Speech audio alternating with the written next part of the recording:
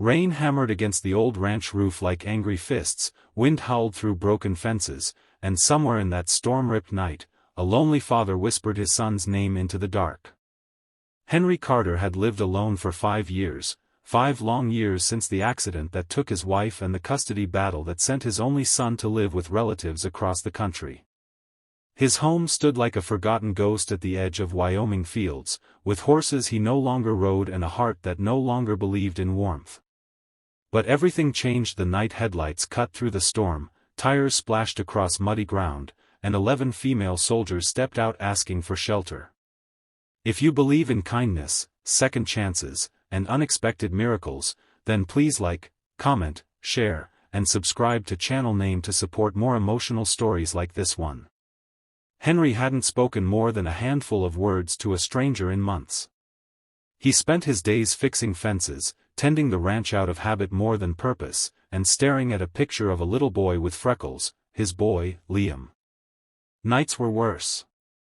Silence echoed too loudly, grief crawled into every corner, and loneliness felt like a weight on his chest. He had once been a soldier himself, decorated but tired, a man who saw too much. When he returned from service, he dreamed of quiet family dinners, bedtime stories, and laughter in the fields. Instead, life hit him like a bullet he never saw coming. The storm grew harsher as he approached the vehicle parked outside. From the shadows, 11 exhausted female soldiers emerged, uniforms soaked, faces streaked with mud, eyes carrying stories of war, endurance, and fatigue. Their military bus had broken down miles from town, the nearest help was hours away. They needed shelter, just for the night, somewhere safe to rest. Henry hesitated. Having people around felt foreign, uncomfortable even. His home wasn't ready, dust covered the frames, dishes were stacked, memories lay scattered like broken glass. But looking at their trembling hands, bruised boots, and hopeful eyes, something old inside him stirred, the soldier in him, the father in him, the man who once believed in helping others. He opened the door. The house warmed with unfamiliar presence. The soldiers spread their wet gear to dry near the fireplace, their laughter soft at first, like people learning to feel safe again. Henry cooked them a simple meal, eggs, bread, and soup, the first time he cooked for anyone since his wife. One soldier named Maria thanked him with a voice that carried exhaustion and gratitude. Another admired the ranch photos on the wall, unaware they were painful memories Henry avoided. By midnight, the once silent home was alive with breathing, movement, stories being exchanged in hushed tones. Henry sat alone in a corner, unsure if he belonged in this warmth anymore. Morning sun broke through clouds, and the ranch smelled of coffee and fresh rain. The soldiers were awake early, disciplined even in their exhaustion. They offered help in return, cleaning, repairing broken fences, painting old sheds. Henry refused at first, but they insisted, and soon the ranch echoed with hammers, laughter, and life. One soldier, Emma, found a dusty guitar in the attic and began to play, a soft, aching tune that pulled Henry like a hook. He stood at the doorway, listening, heart trembling with something he hadn't felt in years, peace. She played for the group while they worked, and for a moment Henry closed his eyes and remembered dancing in the kitchen with his wife, Liam giggling near the table. Days turned into a week. The bus still needed parts, weather kept delaying repairs, and the army allowed them to stay temporarily as long as they remained in communication. Henry's ranch became more than shelter, it became a recovery ground for wounded hearts. Some soldiers carried scars, one had shrapnel pain in her leg, another nightmares that made her wake up screaming.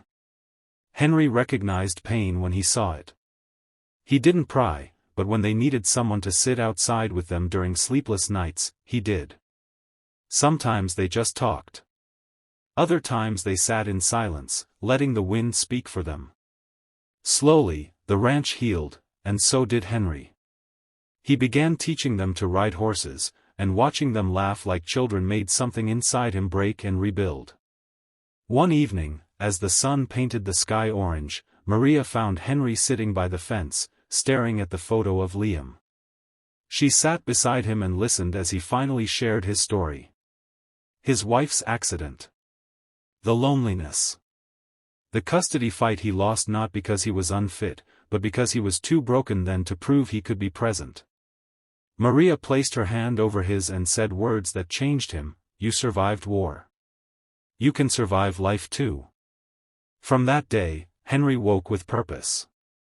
He cooked breakfast at dawn, repaired rooms so the soldiers slept better, and even played guitar alongside Emma slowly, awkwardly, but with heart. Nights no longer drowned him. 11 women who had faced war, death, and darkness became the unexpected family he never looked for. They brought laughter back into the walls, hope back into his chest, and meaning back into his life.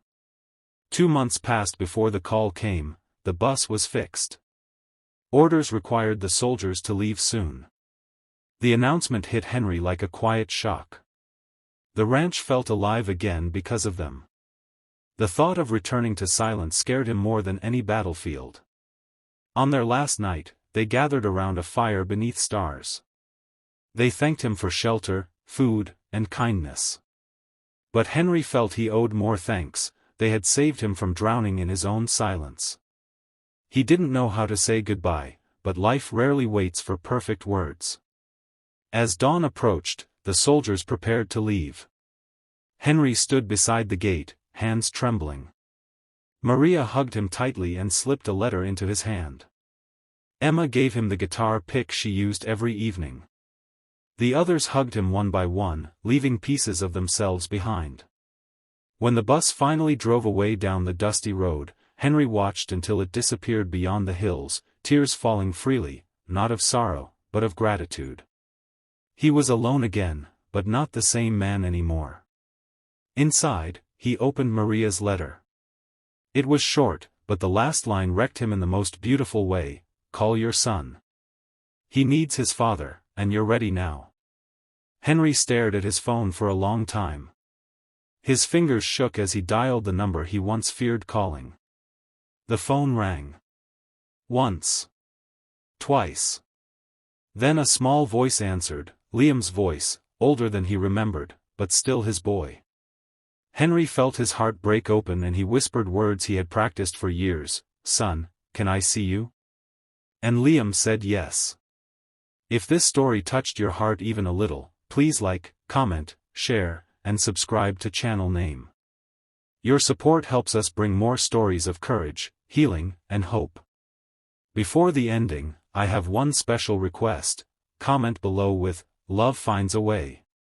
So we know you watched till the end. Henry stood at the ranch gate days later, watching a car approach, this time not with soldiers, but with the boy he missed every sunrise for 5 years. Liam ran toward him, and Henry fell to his knees, arms open, tears unstoppable. The ranch was alive again, not with 11 soldiers, but with the only person he needed most. Healing had walked into his life as warriors seeking shelter, but it stayed as a son returning home. And for the first time in years, Henry smiled toward the sky and whispered thank you. Because sometimes, miracles arrive dressed in camouflage, and leave behind hope.